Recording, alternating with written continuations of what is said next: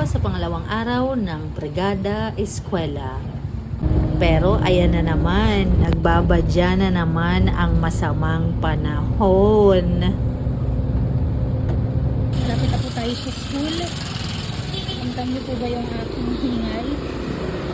Nag-umpisa na rin po yung meeting, teacher's orientation, kaya kailangan natin bilisan. Sila ay nasa AVR na. Tapos na ata yung meeting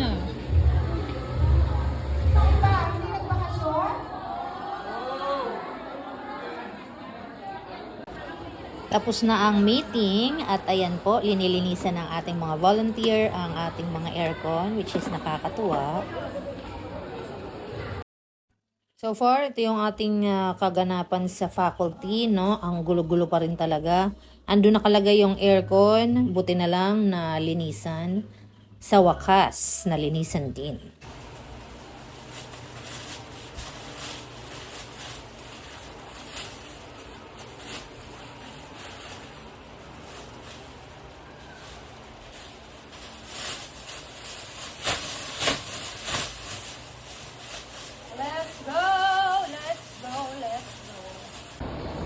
Dahil lunchtime na, kain muna tayo sa mga inasal. Kailangan natin ng energy para makapagpatuloy tayo sa ating trabaho. Pumunta nga pala ako ulit sa aking room. So far, nalinis na ang mga dapat malinis. Akala nyo ba uuwi na tayo? Hindi. May department meeting. So go lang ng go. At syempre, natapos din ang dapat matapos. Uwi muna tayo. Nag-move it lang ako. Kasi na-stress ang lola mo. So pag stress, kailangan nating mag-unwind. Kailangan natin ng konting relaxation para makabawi tayo bukas. So ayan, gumala, nag-aya.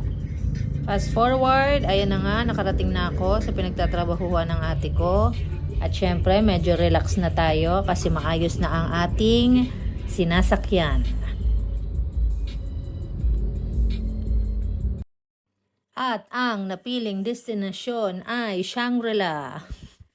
Oh, 'di ba? Ang ganda talaga mag-aya nitong mga kapatid ko eh.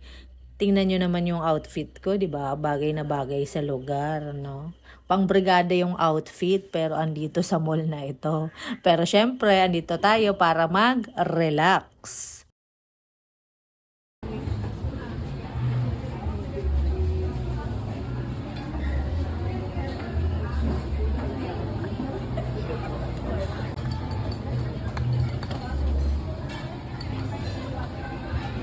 Nagpapanggap ka pero hindi mo talaga kinaya. Na? Sabi mo video. Ay, picture.